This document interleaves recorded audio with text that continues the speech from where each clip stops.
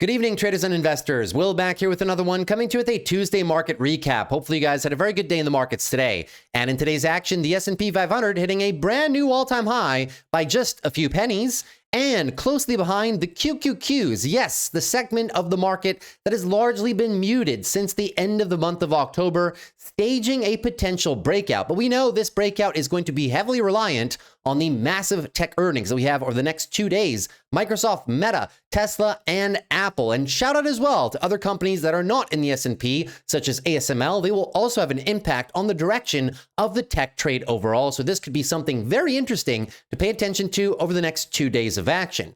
And as we move into 2026, the first month of January is now all but concluded. And if we take a look at some of the biggest winners so far year to date, well, a lot of the names that you might see on this list, you may not recognize. One has been recurring. Last year's best performer is once again this year's best performer. SanDisk up 110% year to date in only 1 month after being up over 500% last year, followed close by one of its sector peers, Western Digital. Yes, the memory plays are doing very well. Micron as well, up 46% year to date. And then Seagate as well. 4 of the top 5 names are in the memory space. However, as you move down the list, you will notice that it's a lot of energy companies such as Schlumberger and things like that, but also you do have a lot of semiconductor companies such as Lam Research, KLA, other things like that, and then second order plays such as glass and fiber optics in the name of Corning. Applied Materials doing really well as well. Some gold companies like Newmont, MCHP, another semiconductor play, some of the copper plays as well, FCX, which we've been talking about since the early phases of the month of January,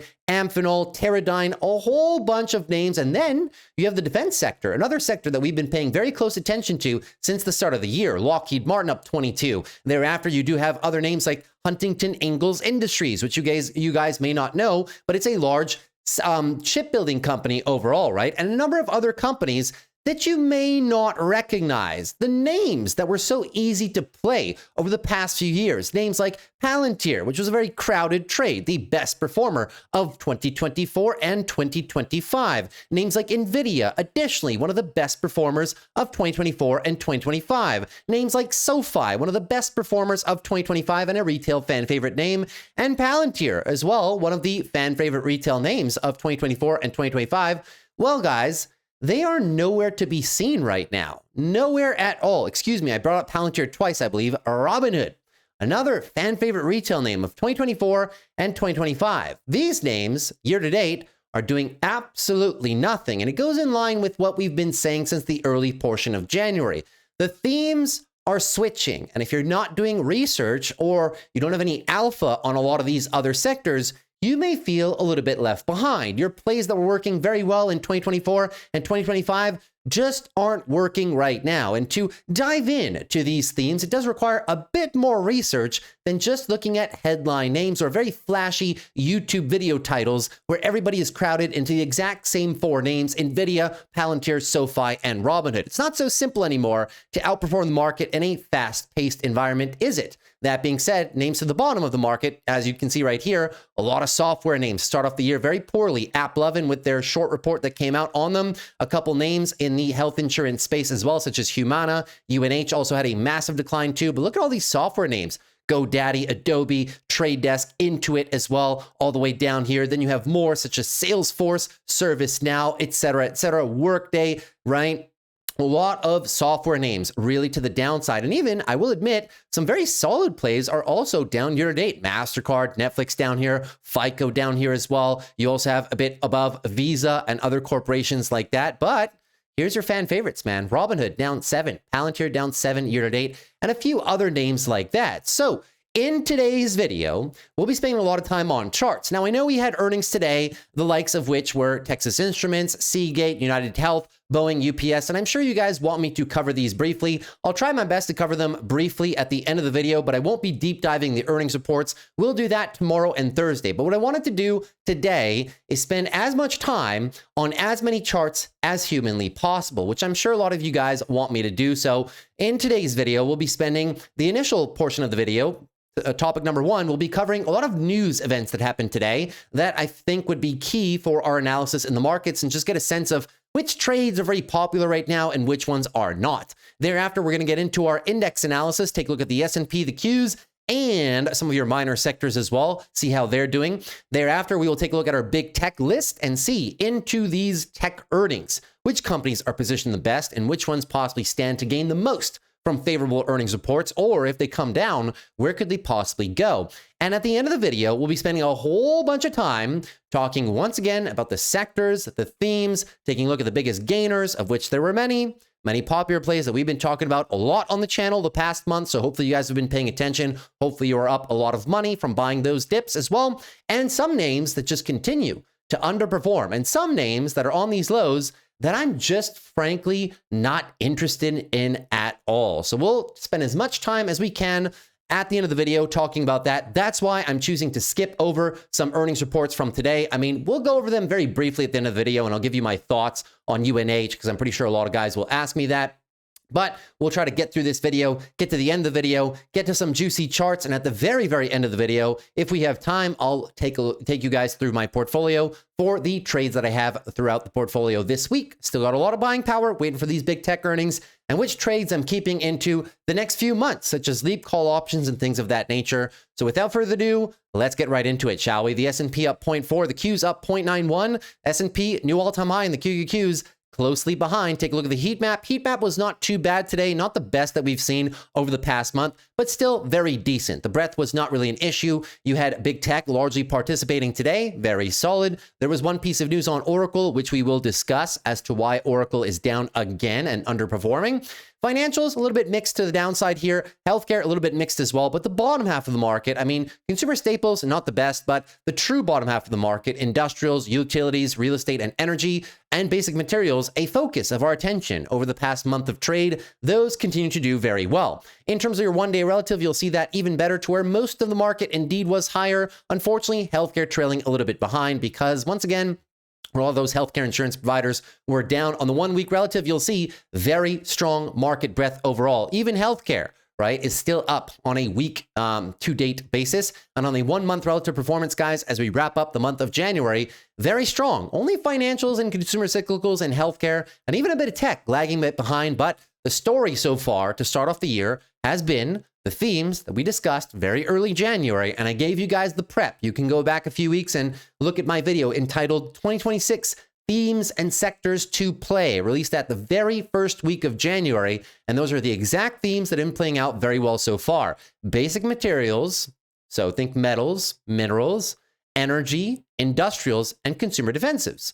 Somewhat otherwise boring sectors, but have very key themes at play this year, which I do believe will continue. Is tech still a good trade? Yes, it is, but the market is broadening out. We don't have to stay exclusively in big tech to make some money. We can play some of these other themes overall, so please keep that in mind. Fear and greed index right now is oscillating into the greed category, so we'll see what happens if we get a further breakout overall. And the market breadth, just a quick little check right here. It was down a little bit, but percentage of stocks above their 20-day EMA, still a very healthy 59%. Percentage of stocks above their 50-day EMA, the closely watched institutional segment right here is at 65%, and percentage of stocks above their 200 weekly moving average or 200-day moving average, is at 63.41%. So all indications that market breadth is still in very healthy territory. The market is very broad, but I know maybe some of your favorite plays from 2024 and 2025 haven't been doing anything since the month of October. And that is what we call, my friends, rotation in the markets. And we're going to talk a lot about that today, but for now, before we get into more technical analysis and more charts and more names and more plays and more ideas, let's get into some news elements right here. And we'll try to get through these as quickly as possible, but there was a lot today, so please bear with me. Number one right here, US stocks have seen a record 1.6 trillion in net inflows since 2020. This has to do with the whole dollar debasement trade. This has been a key theme over the past few days as people have noticed the the drop in the dollar over the past few days, people talking about the rotation into emerging markets or the rotations into metals and minerals as a proxy for the dollar going down, rotations into other currencies, rotation into international markets. But don't forget, guys, the inflows into the US markets are still very staggering, and the dollar doesn't really have much to do with that. If anything, it betters the chances of having even more inflows into US dollar denominated products. This is 4 times higher than the 400 billion that flowed into international stocks over that same period. Since COVID, private investors outside the US purchased a record 714 billion of US equities over the last 12 months. Here's your flows into US stocks. Here's your flows into international stocks. What does a declining dollar do? A declining dollar gives everybody else massive amounts of purchasing power. Purchasing power to do what? Convert their dollars into US dollars and get more bang for their buck for US equities and for US bonds and for anything denominated in US dollars. This is net a good thing for the US dollar, and President Trump actually commented on this today. We're going to get into that in a few short moments here. Gold ETFs posted a record $88.6 billion in inflows in 2025, the strongest year on record. The gold trade continues to be excessively popular, and that all across the board in terms of North America, Europe, and especially Asia as well. We know that there is a structural shortage in gold and silver. We also know that there's a lot of central bank purchasing, but just to give you guys an idea of the scale of the amount of inflows that have been coming into gold ETFs, and that's either spot gold, but I don't have a chart, unfortunately, for the miners, but I think you can kind of tell from a chart like GDX, right? It is absolutely blasting off to the races. So congratulations to all the gold and silver investors out there, and possibly other minerals that we've been talking about on the channel, utilities, minerals such as lithium, such as uranium, such as copper as well, which I'll be focusing on, on a moving forward basis. Here we got some news right here. Unemployment Americans are taking longer to find new jobs than at any point in the past 4 years as muted hiring deepens concerns about the labor market. This was released by the Financial Times. But sometimes you see a chart like this. Sorry, I wish I could make it bigger, but it won't get any bigger. You'll see here that right in the middle, less than 5 weeks people searching for unemployment, or 5 to 14 weeks, is roughly in line with what we've had for the past 3 years. However, there are a lot more people that have been out of work for 15 plus weeks or 27 weeks plus. Now, it's very tough to determine whether or not this unemployment is structural in nature, aka whether AI is taking their jobs or if the tariff situation is making it harder for them to find work.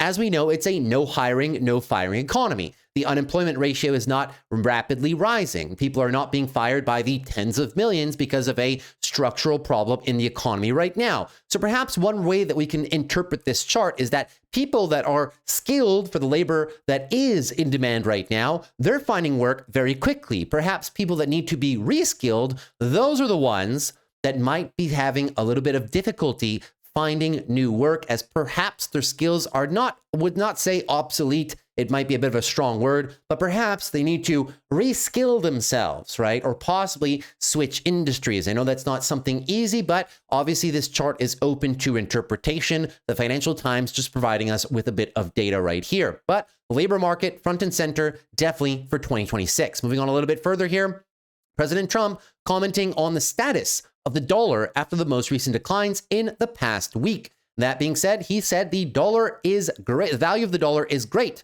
This immediately sent the US dollar another 1% lower today to its lowest level since February 2022.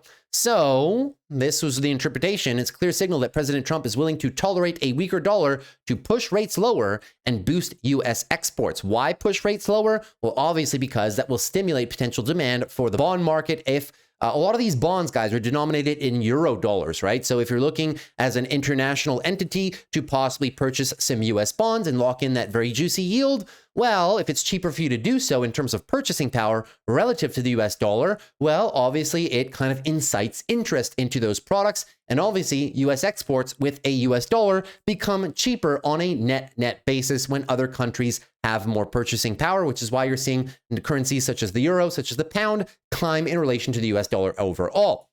Moving on a little bit further here, talking about the SaaS-pocalypse, SaaS-mageddon, SaaS-pocalypse, disaster, whatever thing you want to use to describe the what's happening in software right now. It's just not very good. Software is the chart in blue, and semis and semi-equipment is the chart in red. Never have we seen such a wide divergence. Usually when you see such a wide divergence, they tend to kind of correct upon each other. You'll see the last time that happened was actually when software was outperforming in 2023. Semis, being a cyclical industry by nature, were down here in the doldrums, and then semis caught up. Is software going to catch up? I don't know, but we're going to talk about it at the end of the video and why it could be interesting to position, but why also it may not be the best location for your money, depending on your style of investing. If you have a very long-term time horizon and you are willing to call out these bluffs, then software could be interesting for you. But if you're looking for momentum, well, there are several other key themes that you could be playing instead for a better use for your money, at least in the short and midterm as well.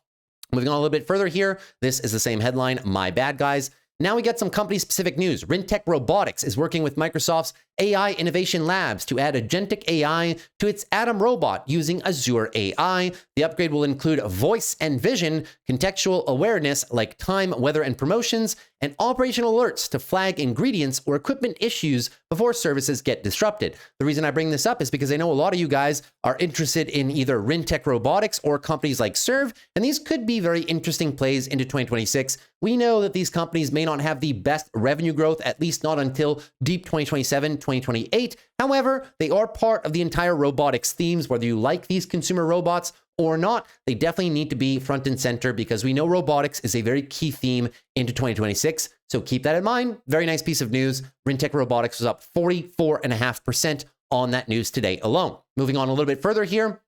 We got more news, company-specific news. Redwire was selected as a vendor on the Missile Defense Agency's SHIELD IDIQ, a multi-award contract with a $151 billion ceiling. Redwire says the vehicle covers a wide range of homeland defense work, but flagged there's no guaranteed revenue from the IDIQ award itself. That was enough, though, and this was one of my newer plays that I bought in the roughly $9.6 range on this backtest. We had brought it up a few times on the channel as being a very key player in either the defense/space theme overall, which is a hot theme for 2026, and I'm happy to report that those plays are already up a massive 50% plus from when we bought them just a few short days ago. So there's a lot of momentum depending on where you're looking, right? It's all been about energy, materials and minerals, and space and defense. Those have been the key themes leading into 2026. So keep that in mind. Very nice gain from them today, 29% to the upside.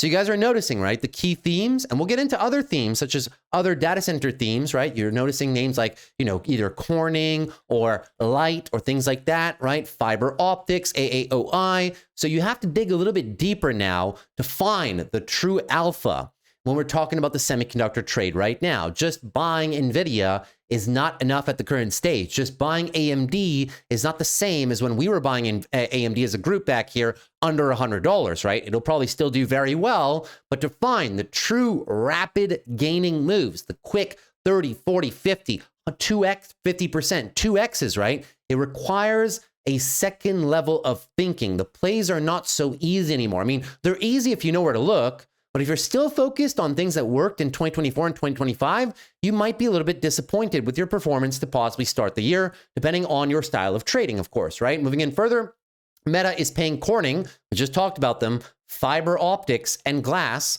up to $6 billion through 2030 for fiber optic cable for its AI data centers. Corning CEO saying next year the hyperscalers will be our biggest customers as the AI buildouts is driving a surge in fiber demand. So pay attention to these plays, guys. Look at Corning. Look at this chart, right?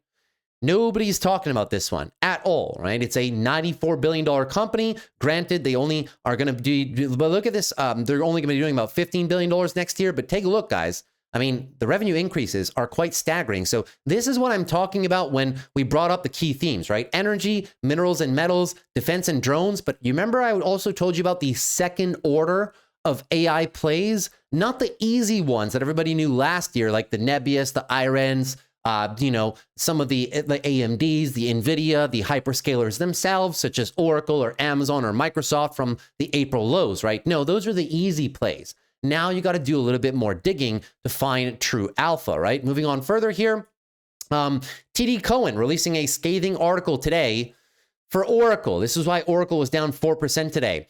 TD Cowen had a data center themed analyst letter today that said that Oracle may lay off 20 to 30,000 people or sell Cerner. Well, number one, they're not going to sell Cerner. There's no way that they sell this business back. It's a crucial component of their AI push. But to keep up with the debt on the data centers it's building for OpenAI. I'll remind you, Oracle currently has a few lawsuits against it. Number one, from shareholders because of the non-disclosure of requirements of increasing the debt load so much to fund all these AI businesses. There's also news today that, Oracle is requiring its customers, its data center customers, to put up to 40% down payments on new data center orders, just so it doesn't have to take on more debt. But these layoffs may be a very real thing, which is also why I just have not touched Oracle as a company. Many people ask me about Oracle, and I keep saying no. If I'm looking for a data center scaler, I'd rather play Nebius or IREN or CIFR, or dare I even say CoreWeave, right? But I'm just not convinced that this backlog of RPO, most of which is funded by OpenAI, I'm just not convinced how fast they'll be able to get through all these remaining performance obligations, and will it cost them too heavy of a debt load in order to get that done? And Oracle has since been selling off and selling off and selling off. It is deeply out of favor right now, and no, I will not be trading it as a result. Moving on a little bit further here, from JP Morgan meetings with CoreWeave management, here's the thing, right, guys? Demand is unsolvable. This is what CoreWeave said to JP Morgan management. I thought this was very interesting. Demand is unsolvable within AI currently. Contract duration is moving from 3 years towards 5 to 6 years. Why is this important? Well, because of the good old Michael Burry thesis. These companies shouldn't be using 5-6 year depreciation cycles with their GPUs. They should be using 2-3 years, which is the traditional metric. As a result, we're in an AI bubble. Well, not exactly. We do think he's wrong on that. This further supports a 6-year depreciation schedule for GPUs, and contracts are shifting from being signed 3 months in advance of when infrastructure is due to come online 12 months or longer in advance, reflecting customer propensity to secure demand farther ahead of time. The AI trade, guys, is not going anywhere. You'll hear about this time and time and time and time again over the next few years. Demand per CoreWeave is unsolvable. And who said that as well? You need to look no further than big tech. Moving on a little bit further here, take a screenshot of this. Many people ask me, how can we possibly play uranium? Anything from smaller cap companies to the miners to some of the larger utilities plays. Well, I've always said, when in doubt, if you just wanted to go with an ETF, you can always do that too. So here are some key sector differences for all the different uranium ETFs. Take a screenshot of this one. Some of them are more heavier oriented towards the energy side of nuclear power generation. Some of them legacy utilities. Some of them have a lot more materials inside of them. If you want to take a screenshot of this, definitely go for it. Do it right now. And here you have a bit of a description that this user put together. Very interesting chart. Figured I should share it, as a lot of people ask me for this. This is another key theme, guys: battery storage and solar. These are some of my best performing plays year to date so far. Plays like FLNC, plays like TE Energy, and a whole host of other battery corporations have been doing very well to start off the year so far. And it's still in a big shortage. In 2026, the storage market is set for another record year with over 450 gigawatt hours set to enter operation globally. Now, a lot of that is in China. Installed is yellow, and 2026-2027 pipeline is in red. And notice, many countries, are bringing their first battery energy storage systems online. They didn't have any before. Speaking about Australia, speaking about the UK, Chile, Saudi Arabia is making a big push. Even Canada, where I am, making a little bit of push. But look at the USA. We are going to double the amount of battery energy storage that we have at least installed so far. So keep that in mind, guys. Battery energy storage is going to be a very hot topic into this year as well. Moving on a little bit further, Micron announcing plans to invest an additional $24 billion in Singapore over the next decade to expand its manufacturing capabilities amid an AI-induced memory chip shortage. The visibility that Micron gave us on their most recent earnings was staggering, and the memory crunch continues. But keep in mind, a lot of these companies, whether Micron or companies like SK Hynix or Samsung, a lot more production capacity will be coming online, but only deep 2027 and 2028 when they finish their factories that they committed to last year and the year before. So it takes a while to build those things out, right? Moving on further, the Army signed a 10-year, $5.6 billion deal with Salesforce to modernize its processes with cloud software. The contract includes Slack access for recruiters, and Salesforce says its AI agents can help cut procurement timelines from months to days. 10-year contract, $5.6 billion deal with Salesforce. What does Salesforce do today? You probably guessed it. It went down, right? So the reason I bring up these news articles, guys, obviously I can bring you guys hundreds of news articles per day, but do you notice that the ones that I choose to bring up are all revolving around key themes in the market and understanding whether or not the themes can continue in one direction or the other, right? You see a very bullish newsprint like this on Salesforce, $5.6 billion, which is a big deal for Salesforce, right? And the company goes down. It just goes to show you, right? Nobody wants these companies as of right now. Maybe you do. Maybe you have a longer time horizon. Maybe you want to call out the software apocalypse bluff and invest in these companies when they're low. And kudos to you. I'm not opposed to it. Arguably, if you want to make this argument, right?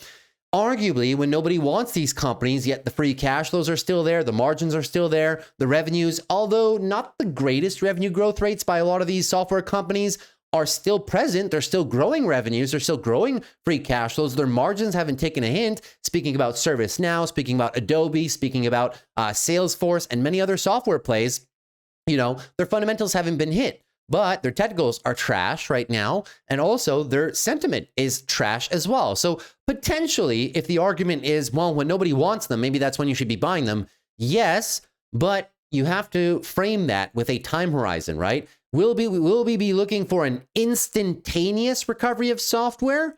No, it's going to be a show me sector over the next 2, 3, 4 quarters. Every quarter, they will have to show the market that they are not being disrupted by AI.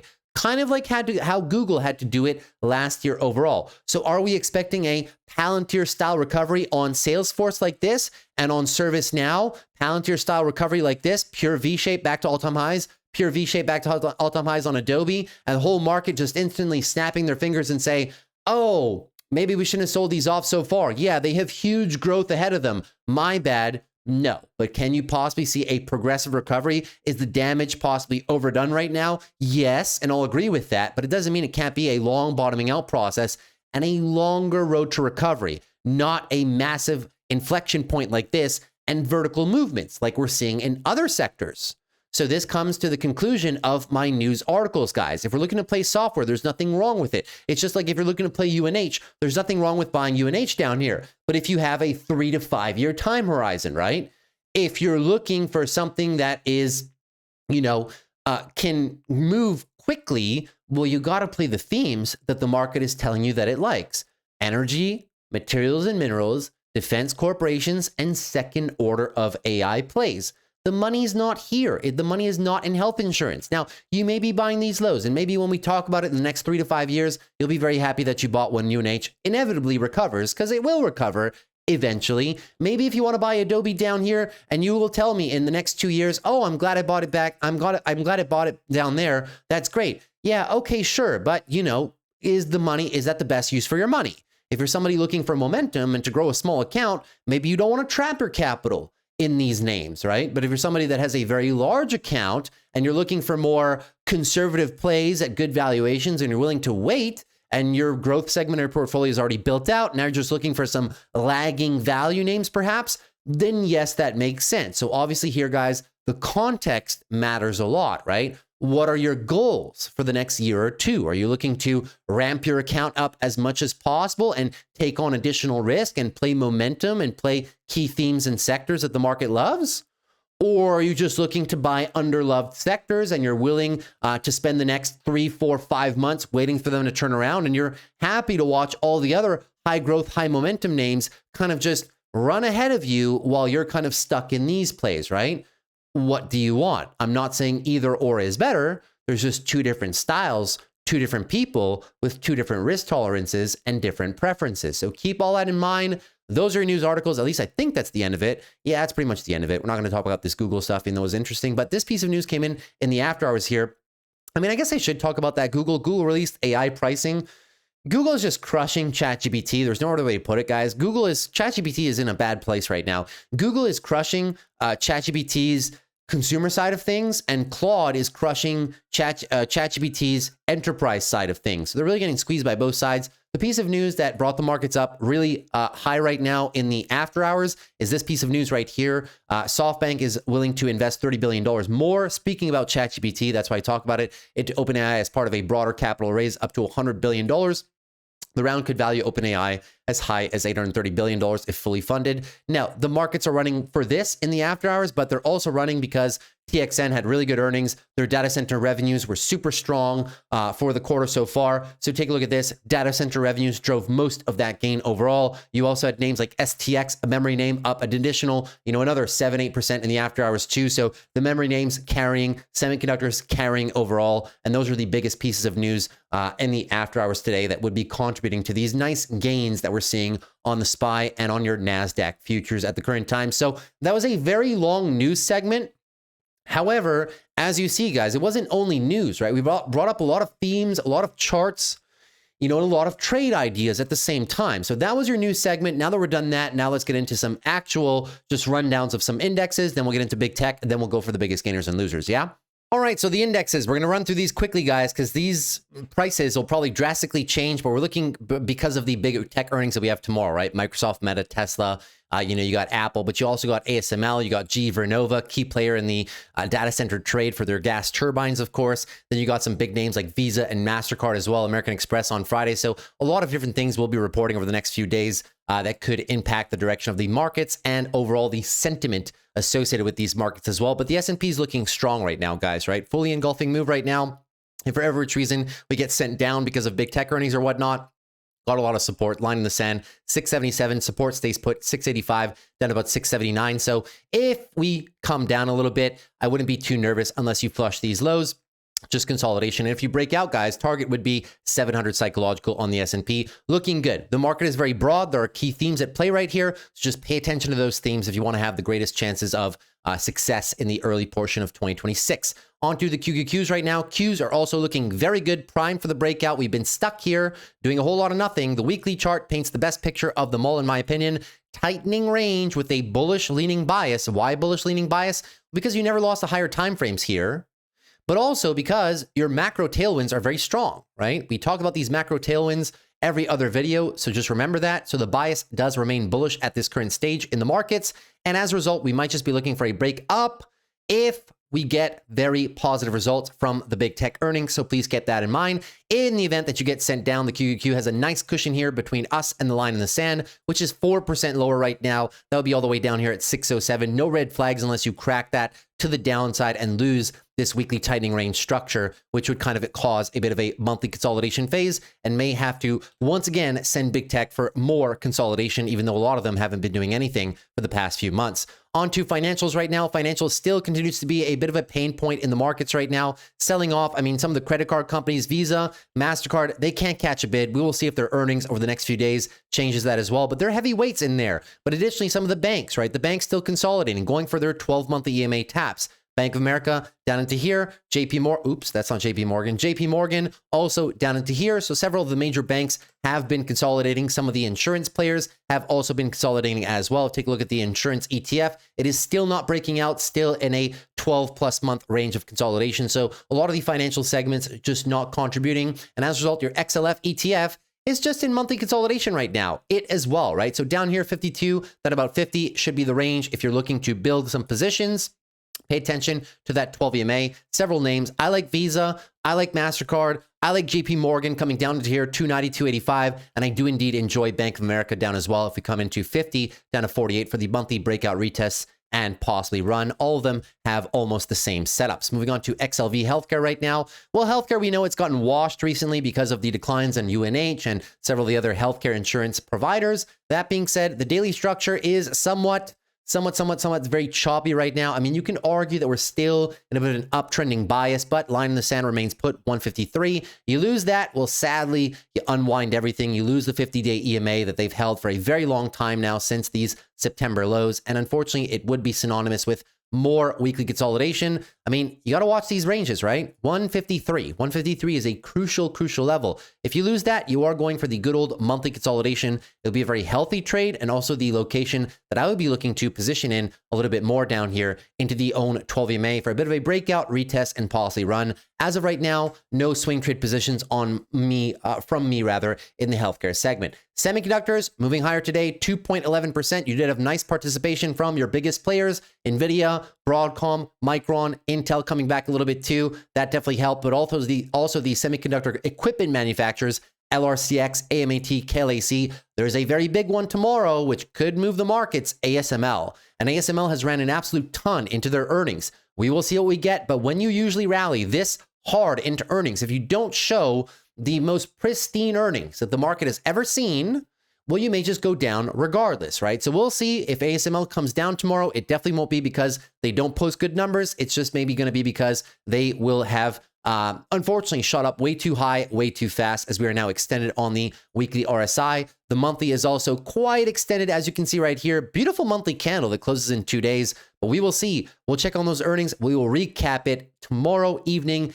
after the close. No further buys on ASML from me. I did most of my buying down here between the $800 and $600 range. Moving on further into I didn't even conclude here. SMH.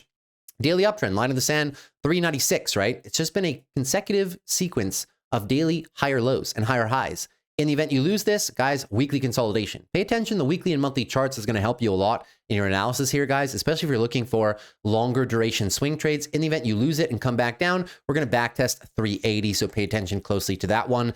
And the Russell, lastly, the Russell not doing too poorly today, 0.28%, right? Just looking for a new higher low.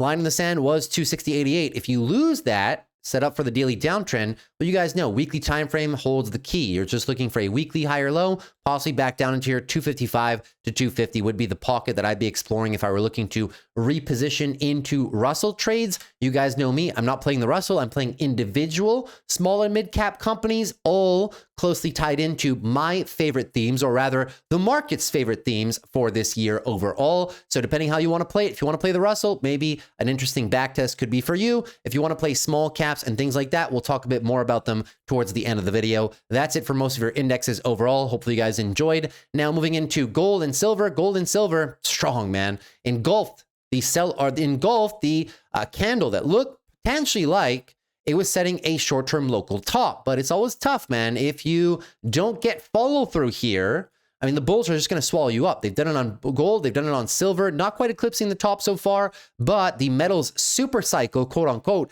continues at this point. Now, we are quite extended on this daily move, so eventually they will need to have a bit of a daily consolidation phase, similar to many times that they've done it into the past, into the 12 EMAs here on the daily. So in the event the RSI gets a little bit too overbought and you go for a bit of a correction here, we'll pay attention how they react to that 12. That's just under 5,000, but all time frames show that gold is very healthy right now, right? It's super tough to position up here, super tough to start a new position up here. But if you are in these trades and you want to trade with a trailing stop, well, maybe you set a trailing stop like 5% under the current market, however much you want, right? Because eventually these names will have to consolidate on the weekly. It's not as if they haven't done it in the past several times before, right? And if you just don't want to be part of that weekly consolidation, well, you can always use a trailing stop. But the bulls right now in full control on gold, full control on silver as well. Beautiful, gorgeous daily uptrend underway right now. Still no conversion, right? You had a big, seemed like a blow off top candle right there. And we were talking about it, right? But you got to get some follow through. The bulls just too strong right now, pushing a little bit higher. So in the event this one wants to consolidate, same logic. Pay attention. 12 EMA seems to be where they like to establish some further support on the way down. So a higher low would be probably set if we retrace from here down a little bit lower, under 100, right? Or maybe 100 psychological test for a new higher low for possible further trend continuation. And if you unwind this move, we can't say it's the end of the silver move, but it will be the start of weekly consolidation, which will be very healthy. We haven't had weekly consolidation in so long at this point, nor have we had monthly consolidation either. It's just been straight up and straight vertical for many reasons that we've described on the channel so far. It is very tough to chase these metal trades up here without trading with a stop loss. So keep that in mind. It's probably not the best trade to get into now with size, but you can take some daily trades, but I would love to take daily trades rather when you get some pullback. So please keep that in mind. Moving on to Bitcoin and Ethereum. Bitcoin and Ethereum,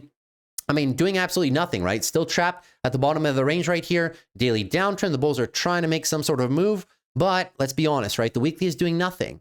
We're just stuck between 95K and about 83K to the downside. So just kind of stuck in this range of support between those two levels. And Ethereum is the exact same concept, right? We're just stuck right now between roughly 3,300, let's call it, and a low of 2,760. So right now is arguably still the time to be accumulating for longer term positions, but we can't really derive any swing trade levels right here unless you want to call this true bottom and put a stop loss below the most recent lows. I mean, that's always a possibility, right? And try to go for the upside targets into 100K to 108K on Bitcoin and Ethereum. The next target to the upside would be 36 up to 4,000. But you know, it's funny. Even with the dollar, I mean, the dollar's declined recently and crypto has come up a little bit, but it's not flying, right?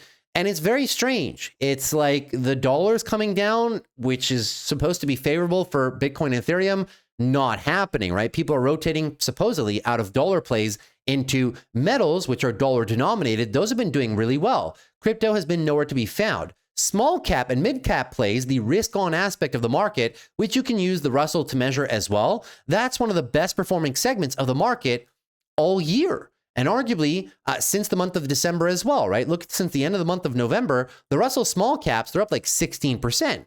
That's big outperformance versus the S&P and the Q. So there's clearly some rotation into the risk on trade. But funny enough, crypto's not getting any of that either.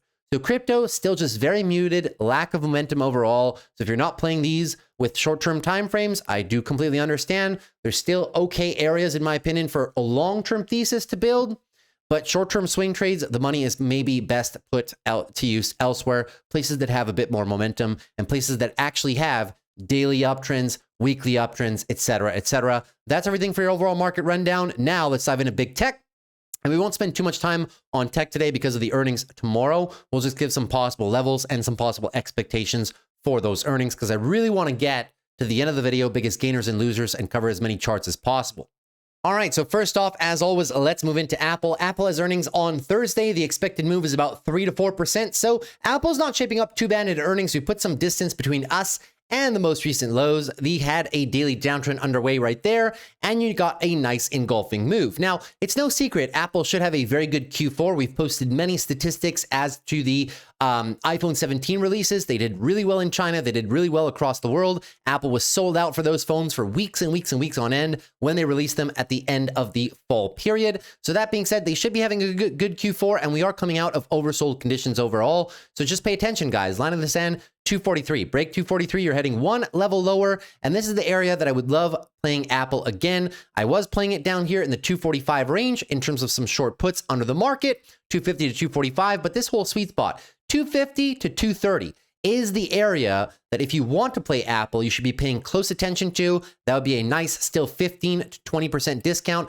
from the market, higher lows on the monthly, looking for further expansion into 2026. At the end of the day, yes, the valuation is expensive, but it is indeed Apple. If we have a very strong year, which I'm expecting overall in the broad markets, Apple should follow along. It's probably not going to be one of the best gainers in the S&P, but this structural level could be quite interesting to play. So we'll have to pay attention to what happens on Apple earnings. And of course, if they pop after earnings, we're coming right back into here, resistance 266 up to 275. No current swing trade longs from me. No, I was just playing short puts at the bottom, and I'm just holding my Apple shares. I don't have any call options or thing like that. I don't think that Apple will have the momentum that some other names will have for some call options, but still. Moving on to AMD right now. AMD up 0.29%. AMD had a phenomenal rally from the January 13 lows right there. Crazy, right? 25% up, getting rejected here at the all-time highs. AMD right now, they have earnings on Tuesday, so they will probably move with the big tech CapEx numbers. So, you know, right now, AMD, the clearest time frame for me is the monthly, right?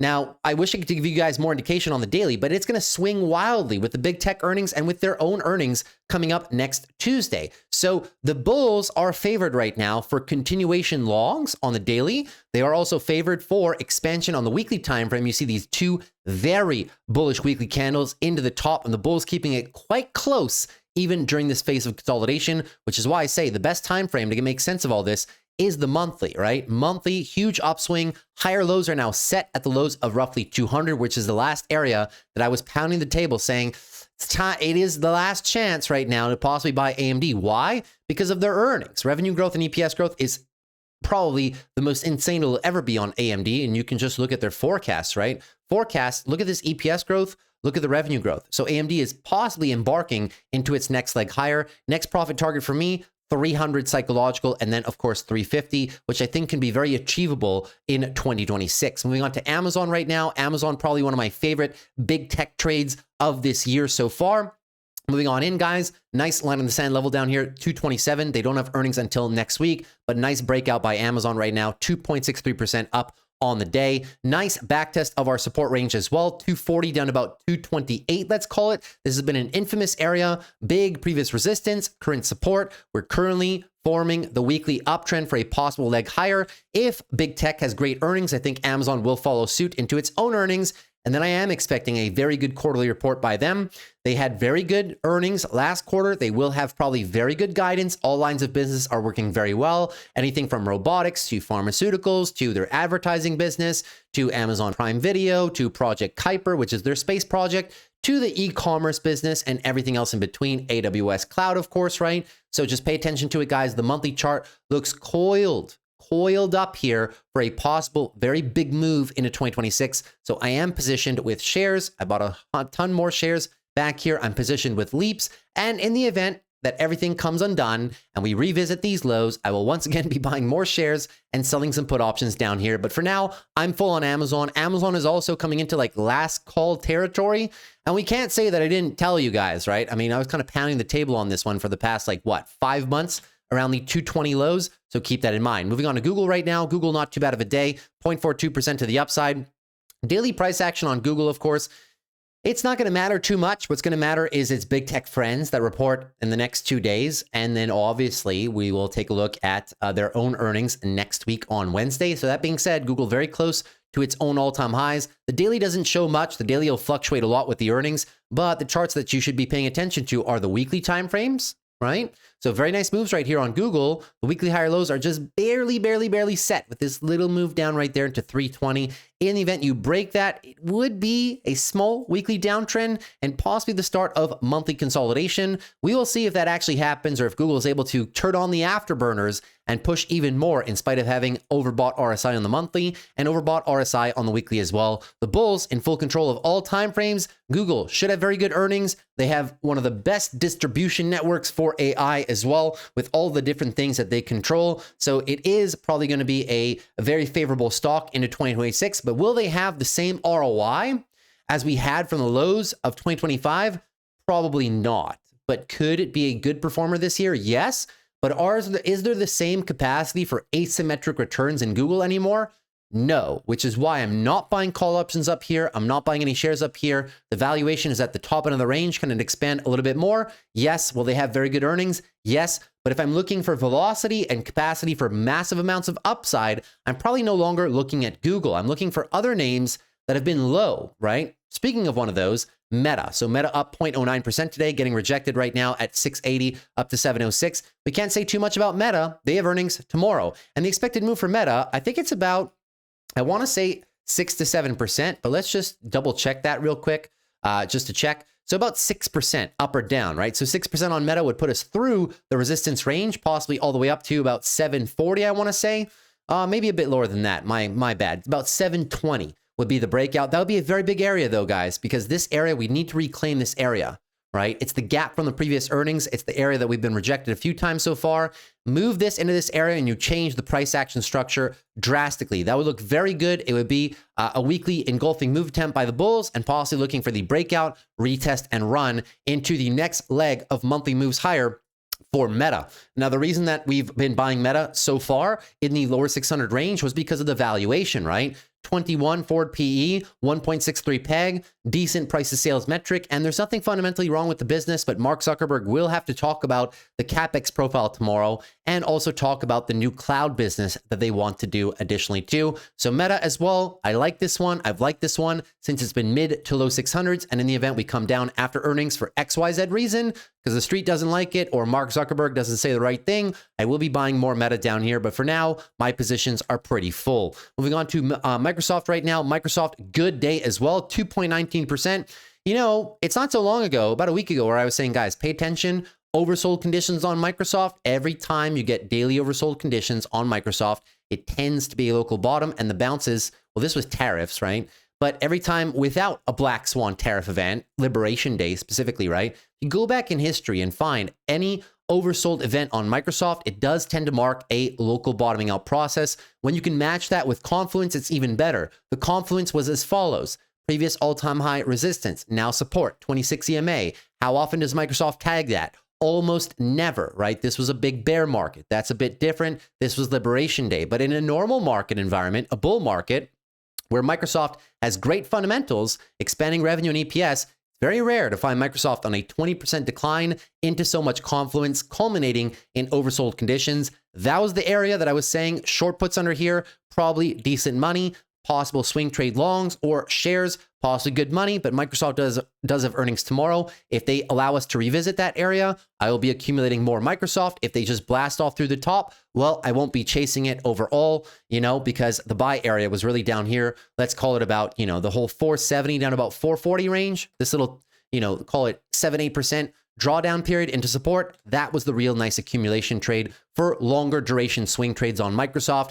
Carry this one into 2026. Moving on to Netflix right now. Netflix still down again today, 0.14%, but who knows? Maybe the bulls can get something done, right? We had the earnings lows.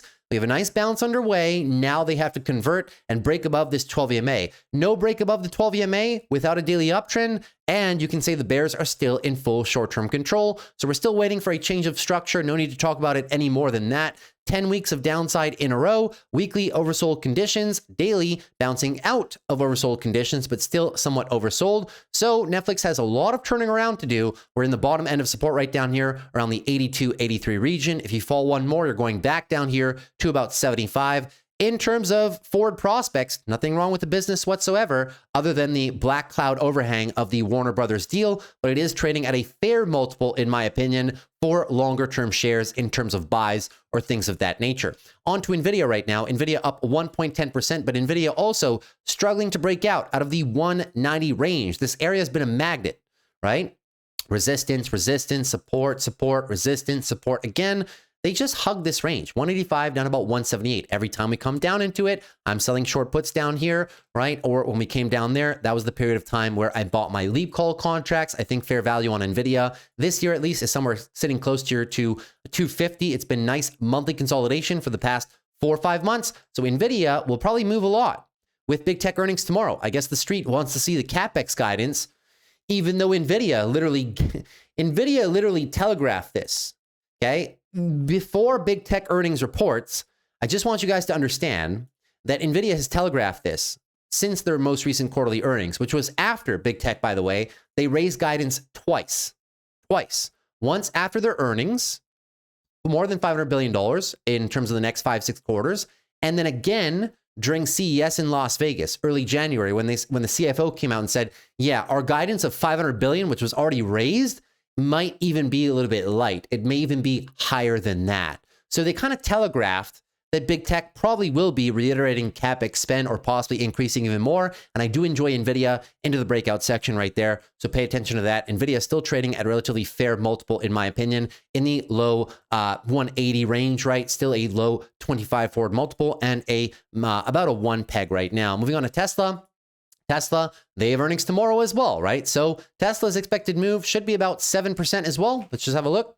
Tesla expected move is 5%. Curious. Usually Tesla moves a little bit more than that, but I guess, okay.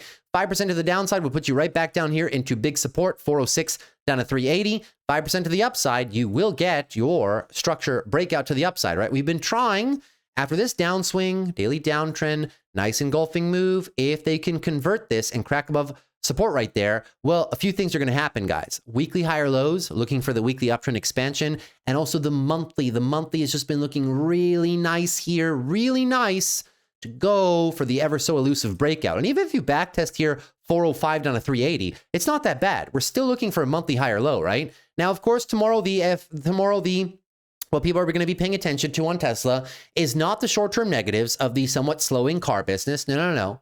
It's going to be the long term, right? Because Tesla doesn't move on its short-term car business news anymore. It hasn't in a while. Just look at all these missed earnings. And a lot of them, the stock just keeps going up, right? It'll be on FSD and robotaxi news. It'll be on the expectations surrounding Optimus robots. And it'll be around this big one here. Pay attention tomorrow. I'll cover it on the channel anyways, right?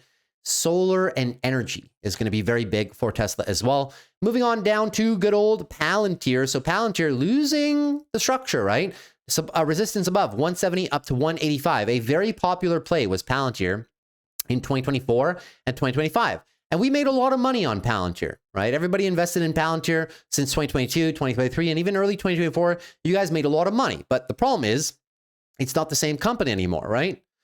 I don't know how many more times they can give these comparable numbers, beating on revenues by 60, 70% revenue increases, right? 60, 70% EPS increases, etc., right? Raising their net margins. Eventually, there will be a ceiling.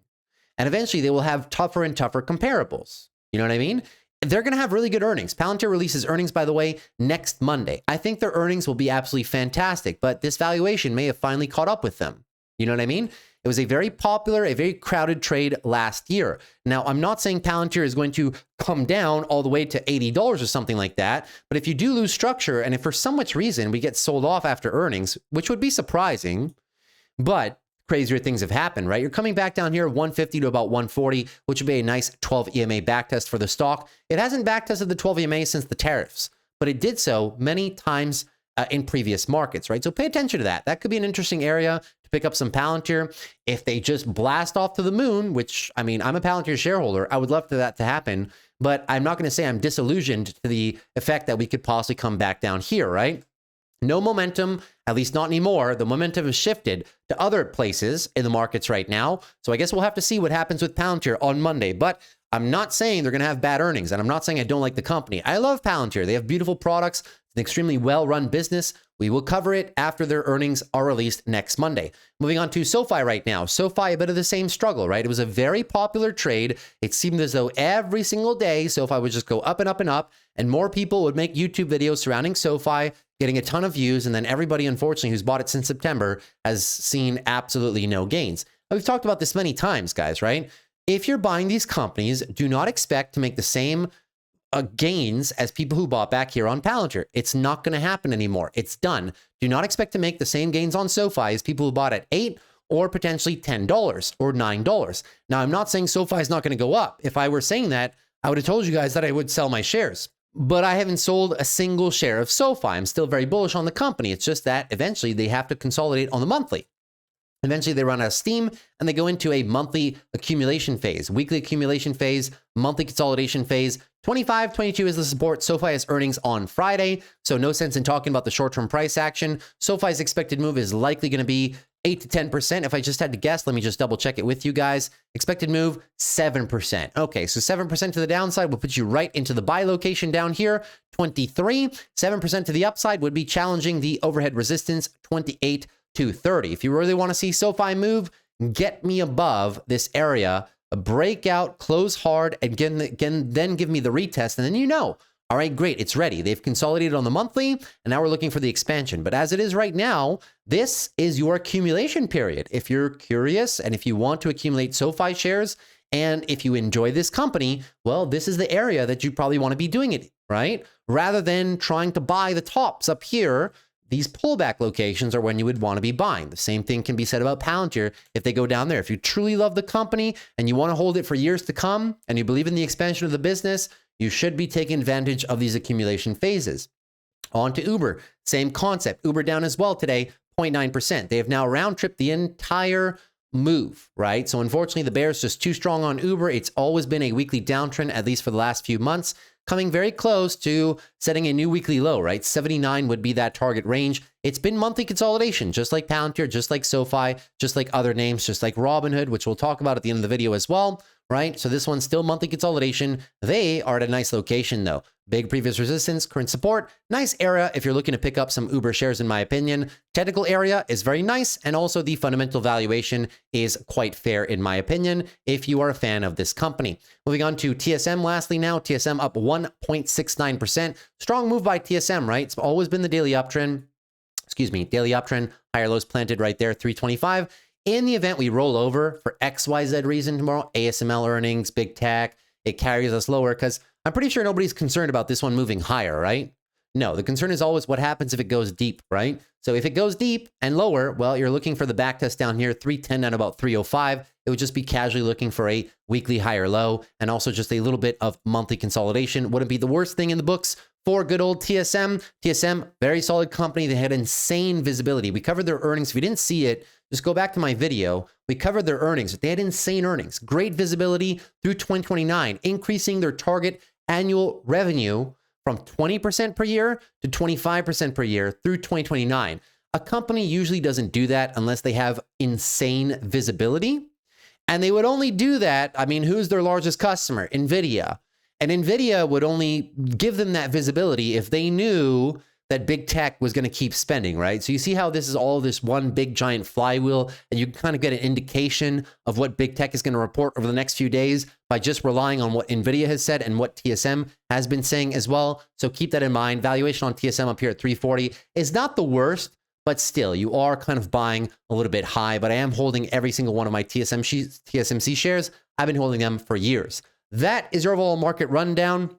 Some of your earnings projections and possible levels to watch out for, and what's going to move these companies on an individual basis, right? Apple's going to be all about the iPhones. Microsoft's going to be all about cloud integration, Microsoft Azure, and other things of that nature. And then, of course, you have names like Meta. Meta's going to be all about we know they're going to post great advertising revenue. Meta's going to be all about the CapEx and the expense profile. Right? That's all that's going to be the topic and focus of discussion for Meta earnings. And Tesla, we talked about it. Tesla is going to be, well, how well Elon Musk can give projections in terms of your long-term futures, FSD, robotics, and the energy segment overall.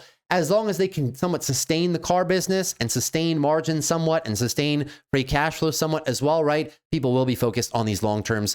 And I gave you guys all the levels, so hopefully you guys now know what to look out for into tomorrow's earnings releases, and then Apple on Thursday as well. That being said, now that we're through that, let us spend as much time as we can going through all of the biggest gainers and losers. We'll talk about some key themes. We'll talk about which ones I'm interested in, which ones I'm not interested in, and why. Keep in mind, you may agree with me, you may not agree with me. I'm just here to give my opinion.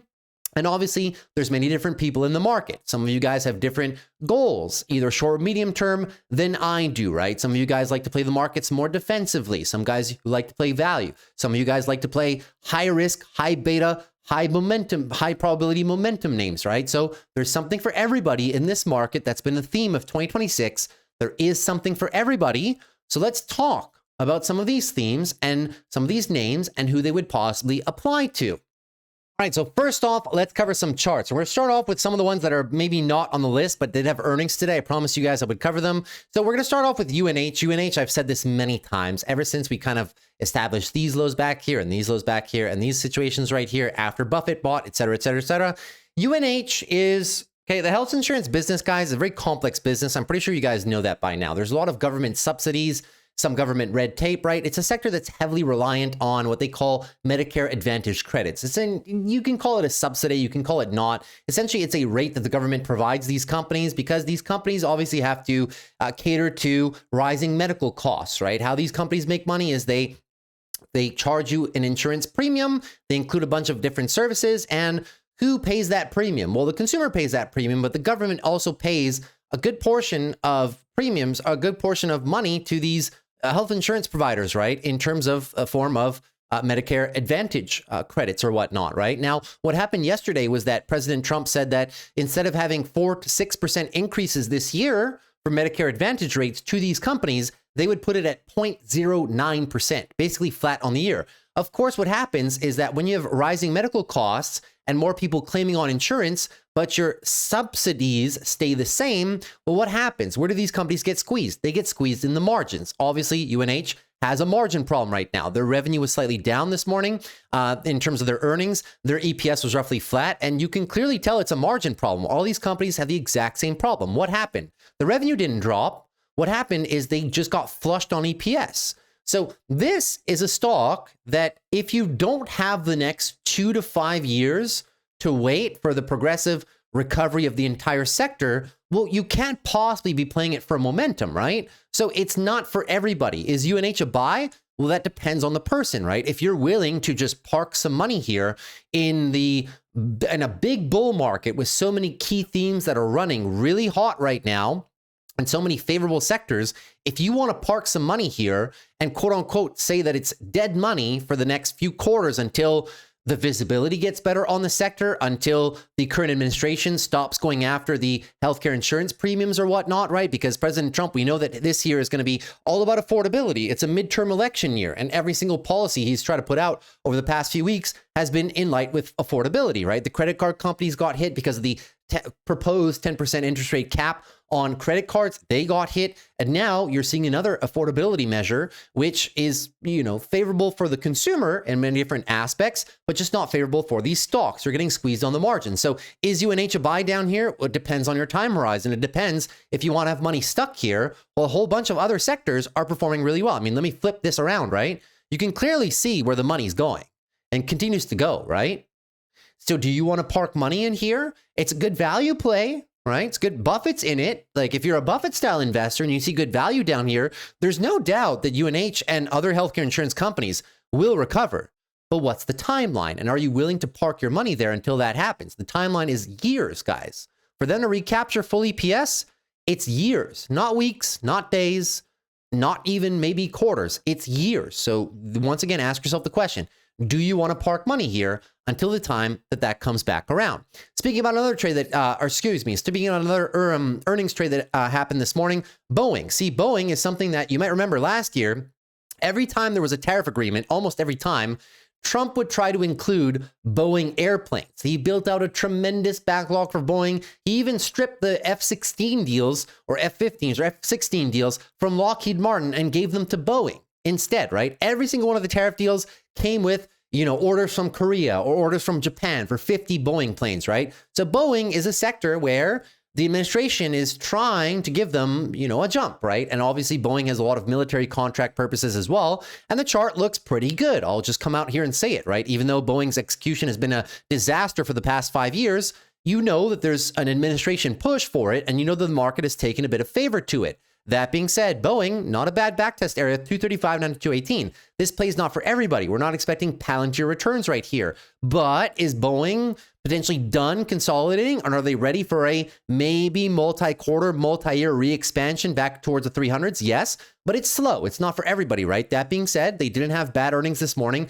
at all. It's a longer duration recovery story, but at least one that is in a favorable sector right now. UNH is not in a very favorable sector. They're both recovery stories, but you can see that Boeing is in a more favorable position. So keep that in mind. UPS, there's something for everybody in this market, and UPS is a prime example of that. UPS this morning came out with not too bad earnings, beat on EPS, beat on revenue as well. And Boeing does provide a nice 6% dividend yield. It's at multi-year lows. It's part of the whole industrial trades as well, which could be favorable this year. The MACD has now officially crossed. As you can see, that's not easy to do, especially after 3 years of decline. We're back to 2020, 2014, 2015 prices right now. Pays a good dividend. Valuation is cheap. This is if you're looking for some value. If you're looking for some dividends, we spent a lot of time talking about XLP this year. We spent a lot of time talking about dividend plays, right? So consumer staples, industrials, things like that. There's something for everybody in dividend plays that might just be at the bottom end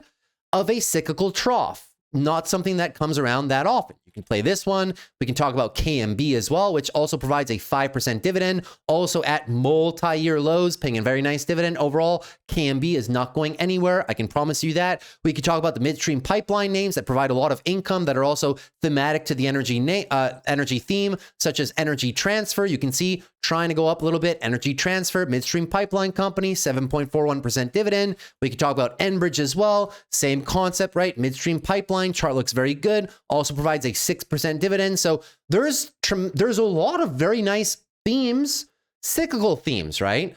Natural gas, which will be used for the data centers, midstream pipelines, very good dividend paying stocks right there. There's some names in consumer staples or industrials that pay good dividends. Nice themes right there. If you don't want to play them individually, you can always play XLP, or we spend a lot of time focusing on XLE. Look at this big breakout here on the oil and gas sector. So pay attention to those. If you just wanted to play those in their ETF form, that's completely fine. If you wanted to pick apart individual names, I'll try to bring them up as much as possible, but those are some key themes as well, right? And I think that's pretty much it. We could talk about some of the defense contractors, right? Like RTX had their earnings today. Look at this stock. So obviously, defense, it's just very popular, right? They crushed earnings.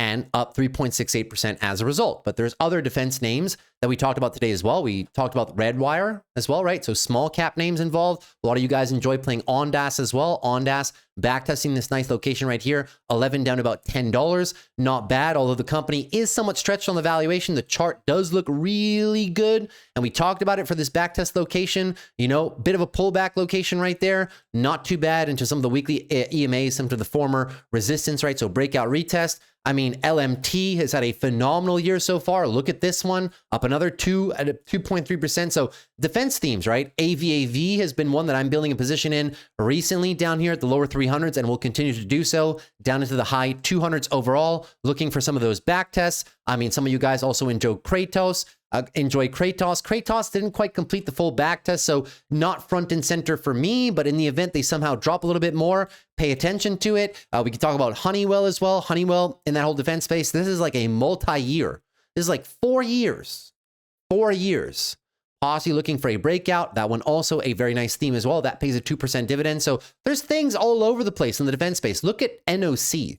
Northrop Grumman. We very rarely talk about it. That is having a very nice breakout. So watch these themes, right? You can also play them under a defense ETF, military and defense ETF. Nothing wrong with doing that either, right? If you don't want to pick individual names, so pay attention to it. These names are very strong and they will continue to be very strong as well. And Northrop Grumman had their earnings today. Then we can talk about Next Tracker. Next Tracker is solar. They had their earnings after the close today, right? We'd never talk about this company overall. I don't think I've ever brought it up on the channel, but it's just something to pay attention to. They're up 9% after their earnings today. Look at this chart as well. This is solar, right? And TAN, the solar ETF, is doing pretty well over the past few months. Now, I'm not saying play Enphase because Enphase is consumer. But if we're talking about systems, grid systems, once again for data center, once again for the energy theme, the heavy energy requirements, right? Next Tracker is, well, the tracking devices on the solar panels that make the panels rotate and track the sun. It kind of, Next Power. So they do a couple different things in terms of solar equipment and whatnot. We could play FSLR for the grid. All right, backtest down here, 218 out of 200 could be very interesting. Monthly backtest for solar grid capacity right there. Valuation is not too steep in the lower 200s. I'm in TE Energy, but just something to pay attention to, man. Solar is going to be very frequently talked about this year, and battery energy storage as well. So those two themes kind of go hand in hand. And then you can talk about Texas Instruments. Texas Instruments, they are not just a calculator company. They have like over 10,000 different semiconductor products, but they had very good earnings today after the close. I unfortunately didn't cover them today because I promised you guys we'd be going over so many charts, but look at this, right? 9% to the upside. This was part of a semiconductor segment that's been very unfavorable recently. A lot of analog devices in there. And when we talk about analog devices, we can talk about a company that's actually called Analog Devices, which broke out earlier in the month of November after being flat for a better part of the last 3 years, because this is the cyclical portion of semis, right? The analog devices, Internet of Things, commercial industrial applications, EVs and cars, personal electronics and personal computing, right?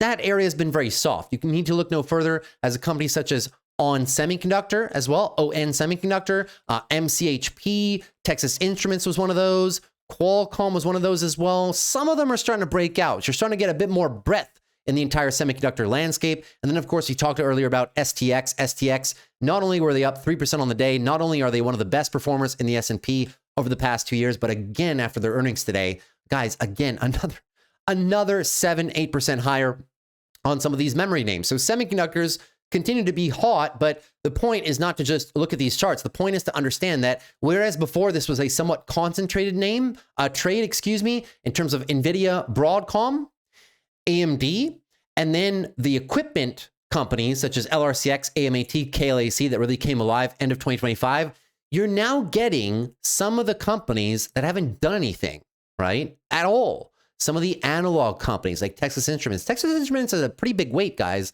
If you get all of these other companies, it just gives even more breadth to the semiconductor trade. It lets you know that this trade is nowhere close to being done. Now we're starting to get even the true cyclical components of semis, because previously all of semiconductors were cyclical. Now with the big data center boom, a lot of these have kind of paused their cyclicality, right? NVIDIA, Broadcom, Micron, the semiconductor equipment manufacturers, the memory names as well, which were previously cyclical, which are not so cyclical anymore because there's a great memory shortage. So keep all of that in mind. The semiconductor trade will still be very popular. You can play it as part of an ETF, or you can play it under its individual components.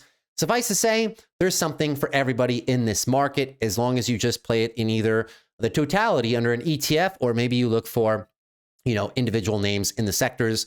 I'll try my best to give you guys as many different names as possible, but I'm kind of here as a guide. Obviously I'll try to give you the plays as much as I can, but if I can just guide you with the themes and the breadth of the market and what's happening within a certain sector and within a different industry, show you where to look, so to speak, well, that's kind of half the work, right? Because I know a lot of you guys don't have the time to do a lot of this stuff. I spend my days and nights doing this stuff. So hopefully some of what I'm sharing today is very beneficial to you. Reddit is a company that was down 8.11%. To be quite frank with you guys, I'm not so interested in Reddit. There was an article that they could possibly face some sort of a slowdown. And, a slowdown, guys, when you have revenue and EPS growth rates like this, the PEG ratio can be somewhat misleading. We talked about Reddit after their decline when Australia put in a ban for people using social media under the age of 15. That hurt Reddit back here. Today, we had some news that France wanted to implement some similar things. So revenue EPS growth are up for grabs, right? Now, I'm not saying Reddit is not a good company. It is a very strong company with great fundamentals and growth, but you always got to be cognizant of what you're buying, where you're buying it at, right? Around 214, I mean, the PEG ratio is good, but keep in mind, this EPS growth rate will not last forever. So a better metric is kind of price to sales. And our price to sales of 12 to 13, it's not the cheapest company in the market right now. Now, the difference is if you give me a phenomenal deal, such as, back here in tariffs, that was a phenomenal deal, right? At this current stage, I'll settle for like maybe 160, 150. If you can give me that again, maybe we can talk when we get closer to this 12 monthly EMA, right? Maybe I might be interested down there. But as it currently stands, is Reddit my favorite play in the market? Well, the answer is no. It's a $37 billion company already. If I'm looking for something advertising, something smaller, then I might want to play Zeta, something that has a 3 forward price to sales. It's a bit of a smaller market cap. And as a result, if this one really gets going, it's only a $5 billion cap, right? So excuse me, I said 3, I meant to say 5. This one may have a better chance of upside, right? So you see, I don't mind playing advertising, but I'm choosing my battles, right? I'm not choosing to play this Reddit decline. Nothing against the company. It's good company, good user growth, good advertising growth, right? Things of that nature. But when I'm looking for an advertising play, I'll try to play something small. I'll try to play something either very big like Amazon or Google, let's say, but Google's gone. So I'm playing Amazon for now, not for the advertising, but they have an advertising business. But I won't be playing Reddit, nor will I be playing AppLovin, right? Which is also some sort of some form of an advertising business at a very high price to sales metric, even though it does have a pullback right now. No, I'll be playing something a little bit smaller where I feel that there is still some asymmetry in the upside, right? Buying AppLovin here at $183 billion, what are we looking for? Sure, it can go up, right? But is it going to go up 2-3x? No. Zeta doesn't really have to do too much to go up 50%, 60%, 70%. All they have to do is just post solid earnings, right? So these will be carried up as part of the entire advertising trades. Rising tides lift all ships, as you will. And when it's a case of rising tides lift all ships, well, I'll go with the smaller ship that possibly has some of the most amount of upside. There are many different ways to frame that type of trade. Some of you guys will only want to play the bigger ones, and that's completely understandable, right? If you want to play AppLovin, no problem at all. Go for it if you can reconcile what the short report said, right? Some of you guys think it's BS. Some of you guys think there's a bit of weight behind it. Free to do what you want. If you guys want to play Reddit down here on a pullback, no problem at all. I'm just here to say I'm personally playing Zeta. You may agree with that. You may hate it. That is up to you. I'm just here to kind of give a bit of framework for how I position in these various segments, various trades, when they all come down at the same time. Rubrik is the most unfortunate story, in my opinion, in the entire market right now. There is literally no semiconductor company that is growing revenues as fast as this company right here. However, they sold off the entire 25% earnings move, more and more and more and more, culminating in today. Today, there was some news here that they came down in sympathy with CVLT, another cybersecurity name that was down 31%. But you know what's funny when you dig into it? And this guy said it best. All the expert call transcripts and the panel discussions, they all say that Rubrik is likely taking market share from Commvault.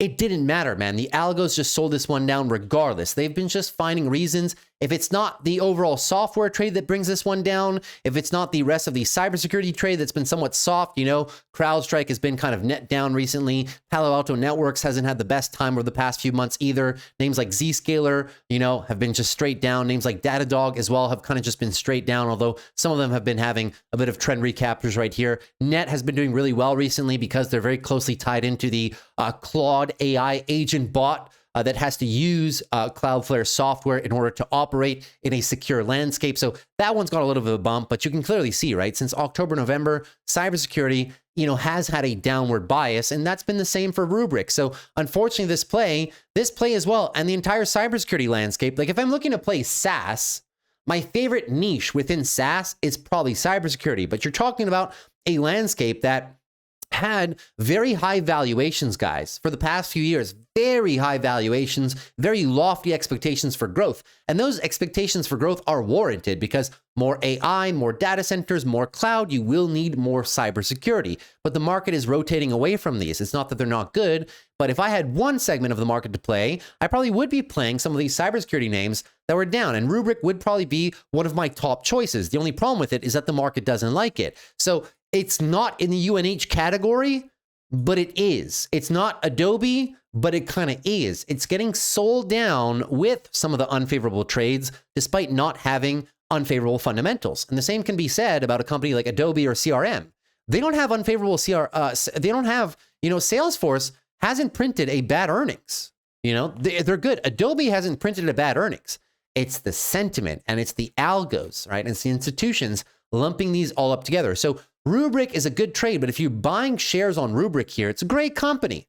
But if you're buying shares here, you will have to wait. It's not going to be as simple as the big cybersecurity boom of late 2024 into early 2025. It's just not going to be that simple anymore, unfortunately, for this sector. When's it going to turn around? I don't know. But as soon as software does turn around, this sector, in my opinion, has the best chance of running the hardest. So please keep that in mind. And I think that's pretty much it. I mean, all these names, you can clearly tell, right? A lot of these are just software to the downside. Even UiPath, which had great earnings, first profitable GAAP earnings quarter, UiPath is down. I'm also building a position. See, if I'm playing software, I'm playing software that's a second order of AI effects. And for me, Path is a very strong company in that niche. But Path got sold down with software as well. Same can be said about Zeta. Zeta got sold down with the advertising plays with software as well. The reason I'm playing these two companies is because if I am trying to play these companies, like what am I going to do? Play Adobe? That's like a $122 billion company. I mean, how much volume, how much interest do you need to 2x this play, right? If I'm playing an unfavorable sector, well, I'm going to go with some of the smaller components with some of the better growth rates in the sector overall, not play mature companies on deep grade pullbacks. But if that's what you want to do, if you want to play large cap companies with established business models, things of that nature, things like ServiceNow, etc., you know, CRM, Adobe, other things of that nature, no problem. I'm just here to say that the way that I'm playing it via small cap trades, plays that the retail has a lot of interest in right now, and that can provide good upside ROI if there's a general turnaround in their respective niches. So keep that in mind. I think that pretty much covers all of the names, or roughly, that were on the downside today for various different reasons. I promise you guys we'd talk about Robinhood. Robinhood is, when you look at Robinhood, guys, I mean, you can think of Robinhood as a few plays at the same time. Robinhood is SOFI. Robinhood is also Palantir, right? We're talking about a phenomenal crowded trade of late 2024 into 2025 when they're, let's be honest, guys, in 2024 and 2025, there weren't that many plays that retail was all talking about.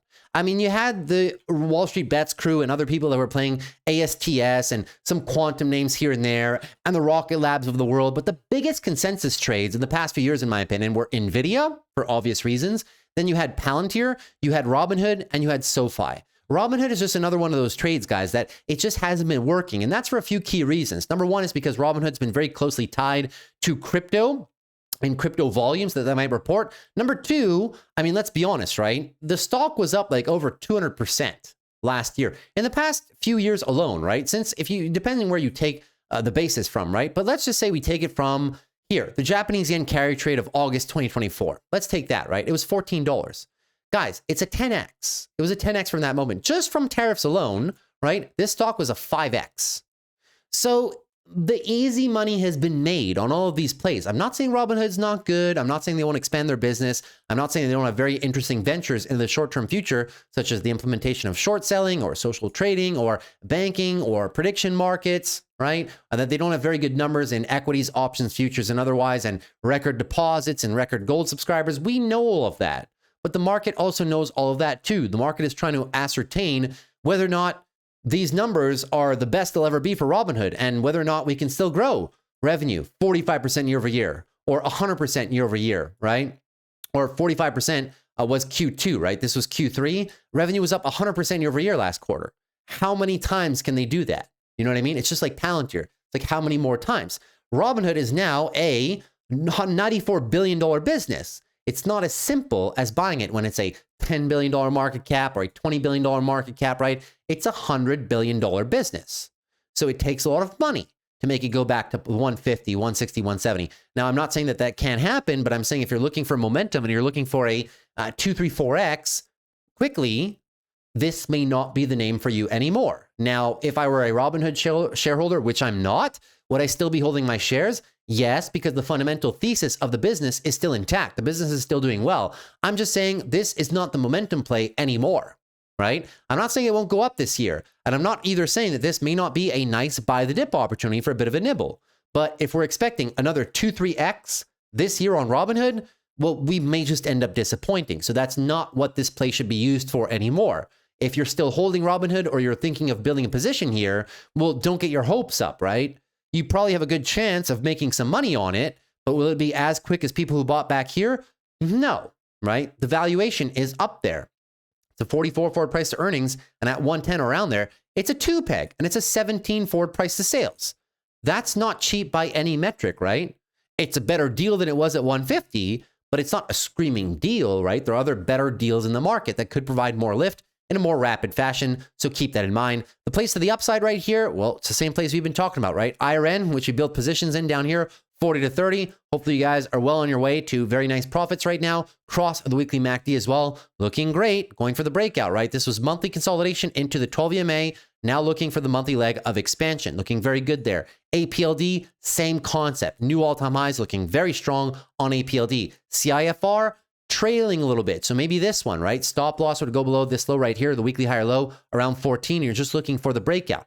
Tightening, bull flag, right? Looking for the big breakout on CFR. Pay attention to it. CoreWeave, very nice weekly uptrend recovery right there. This was the area to build a position if you were interested. We talked about it many times back here when this whole sector was out of favor, but we were saying, just watch. The easy money was made on the deal making. Now it's the execution layer. It could be a bit bumpy, but eventually the market will start focusing on the fact that all the big revenues are coming end of this year into 2027. And as a result, we wanted to be buying these dips on IREN down here, on NBIS here, and on CIFR if you were interested, or any other names, right?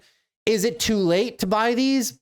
No. NBIS is still very attractive here as well for some possible upside here through about 80. IREN, same concept, right? Here through about low 40s. But on some of these, it's like last call, right? It's not really last call, but like, you know, you don't want to wait until we're possibly up there because all these companies have huge revenue growth profiles over the next 6 months, so to speak, right? T Energy, talked about this one many times, breaking above $9, and it's still cheap, guys. It's $2.5 billion. It's like a 2.5 price to sales, right? Take a look at the big boom from T Energy. It's solar, vertically integrated North American, USA, made in the USA solar. Is there anything better in terms of narratives, right? Just pure narrative alone. Should be a no-brainer. Look at their sales for 2026 and then 2027. It's not expensive on a forward price to sales basis, right? It's a $2.5 billion company making $1.5 billion in sales next year. That's not like Robinhood trading at 17 forward price to sales, right? So like I said, you got to look a little bit outside of the regular bags to find a bag of your own, at least this year, right? The plays are broadening out, so to speak, right? Some of the other ones, I think we talked about most things here. The space trade, I'll reiterate this. We talked about the other day, right? I'm not saying ASTS and Rocket Lab are not good buys up here. I am kind of saying that, but if you're buying them here, these are like 3 to 5 year holds because let's be honest, it's the same concept that we've just been discussing, right? If you're buying Rocket Lab and ASTS all the way up here, you know, to expect a rapid 2-3x is no longer the case. That was back here. We covered it back here, right? If you're buying it here, I'm not saying you're not going to make any money. Rocket Lab is a fantastic company, but you know, maybe you're not going to 2-3x your money as fast as people back here did when they bought that dip, or people that bought after tariffs and when they bought that dip. But Rocket Lab is probably, you know, in the future going to be a $150 billion company. Timeline to when, uncertain, because they're trading at a very, very high multiple right now, very high. So you're not getting a good deal. When you know you're not getting a good deal, well, you got to have a very long-term thesis, right? We talked about this when we covered a lot of the critical minerals plays that don't have any revenue for the next 2 years, right? So whenever you know something is not coming into its fundamentals for the next few years, your thesis needs to be that. If not, if you buy it up here and then you become a community member, you're going to be upset. You're going to think, oh, I bought the highs, right? Well, the only thing that's going to keep you in and buying more is if you have a long-term thesis. If you don't have a long-term thesis, if you're looking for best entries, they're not now. I mean, if you want to play them for momentum, best of luck. You can try your hand at making an attempt with recent stop loss areas, but I digress. I think that's everything, guys. I've literally spent 30 minutes on this segment. Of course, I can't cover everything, but just so you guys understand, right? As always, I'll try to cover more plays on a daily basis as much as possible. And that's it for me today, guys. So hopefully you guys enjoyed today's video.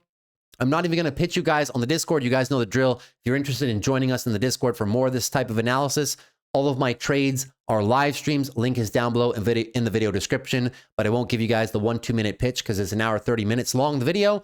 That's it for me. Take care. Hopefully you learned something today. Appreciate you watching as always. If you enjoyed, consider dropping a like or subscribing to the channel. It really helps me grow the channel and get these videos out to more people, help more people in their trading or investing styles. And last but not least, if you have any questions or comments, feel free to leave them down below. That's it for me. See you tomorrow after the close. Big day of earnings and Jerome Powell. Take care. Have a good one. Peace.